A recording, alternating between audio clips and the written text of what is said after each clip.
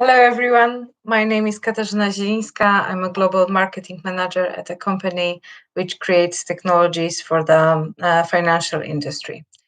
From the beginning of my professional career, I've worked in the field of digital marketing and new technologies. So today I will tell you about the possibilities of using virtual reality in social campaigns. Um, First, let me explain the virtual and augmented reality concepts, which are often wrongly used interchangeably. After that, I will present you with examples of social campaigns carried out by various states, institutions, NGOs, and commercial companies. I tried to choose a wide variety of campaign examples to show you how wide the use of VR can be apart from retail and advertising aspects. The campaigns I'll be talking about raise awareness of the following issues. The fight against serious diseases, animal homelessness, and lack of places in shelters, environmental degradation, and autism. Let's move on to the concepts of virtual and augmented reality. How do these two technologies differ? Let's break it down. Augmented reality, or AR, allows people to add digital elements to their actual environment. You've probably already interacted with this technology, either watching people playing Pokemon Go or using beautifying filters on social media apps. Virtual reality is much broader concept that includes an element of AR technology.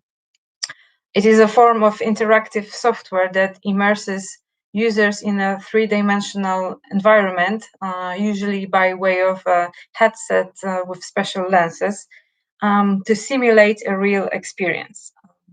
VR simulates the experience in 360 degrees, both horizontally and vertically. So it won't make you look prettier on your Insta stories, but instead it will give you this hamster-like feeling of being in a virtual bubble.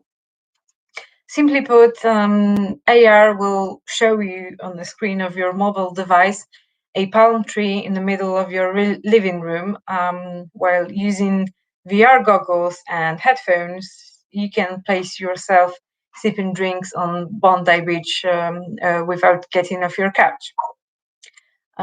Most people equate VR technology with modern computer games and AR with clothing companies, as some stores use AR in the form of a virtual fitting room, where instead of a mirror, we stand in front of a monitor with a camera that scans our body to choose the right size of clothes. Of course, for some people, the alarm bells will start ringing immediately due to the safety of processing these images, but this is a topic for a completely different conference. I gave such an example because exactly the same mechanism as in the virtual fitting room was used by the Norwegian Ministry of Health in a campaign to increase awareness of the consequences of passive smoking. Digital billboards, additionally equipped with a smoke detector, had been placed at bus stops. So every time a person smoking a cigarette appeared at the bus stop, a coughing person appeared on the screen, followed by a medical information about how cigarette smoke affects people around the smoker. Another example of a great use of VR in CSR campaigns is particularly close to me, as it was designed to counteract the homelessness of dogs. It was created by the Warsaw advertising agency Serigato. As part of its corporate social responsibility, the agency created Let's Feed Dogs campaign and foundation, which encourages people to financially support shelters and adopt instead of buying animals. In this case, virtual reality takes us to an animal shelter and allows us to see the world through the eyes of a caged dog. The 360-degree view of the cage, the sad sound of constant barking and the sight of people walking by looking for another pet can soften even the hardest heart. Another example of a twin use of the VR mechanism is the autism awareness raising campaign. Thanks to VR goggles and headphones, we can see how people on the spectrum perceive the world. We can feel hypersensitivity to light or sound on our own skin.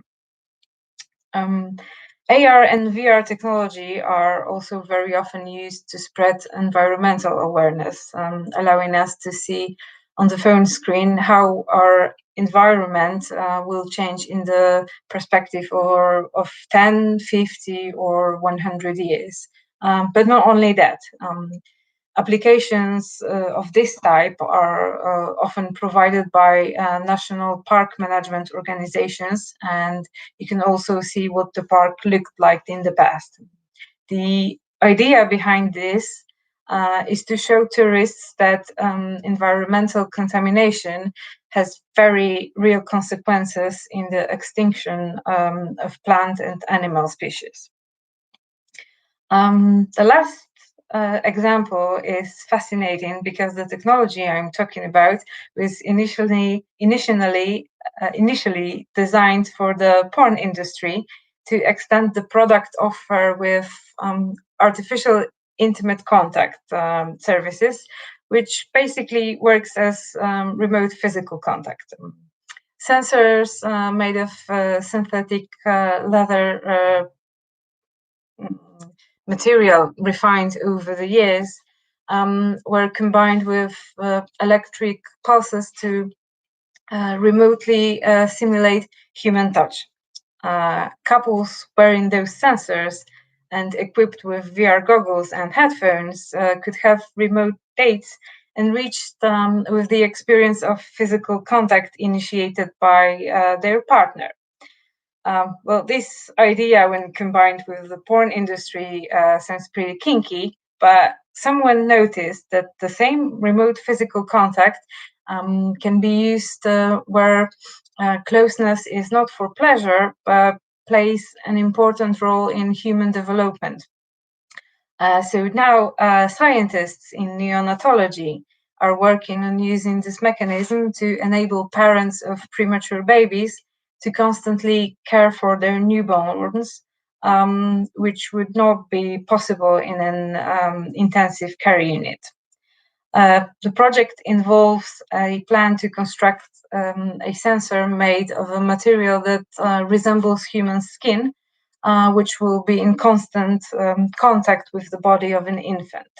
The system of cameras placed in the incubator will create a 360-degree image, thanks to which, using special goggles, parents will be able to watch the child as if they were standing right next to it.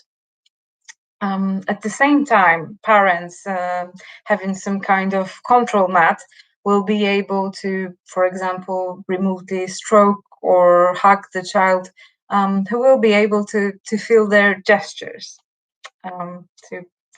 Although those issues related to virtual and augmented reality seem to be very complicated, there are solutions that use the mechanisms of cameras, sensors, and impulse transmission that have been known for a long time. The claim that they are unattainable for most people is also wrong.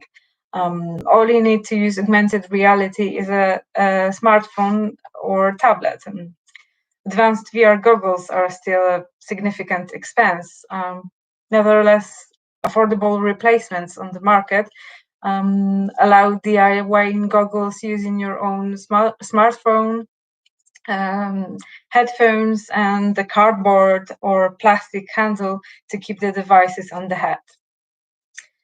Okay, so these are all the examples that I have prepared for you. I hope I managed to show you new ways of using virtual reality. And thank you very much for the opportunity to participate in your conference. Bye.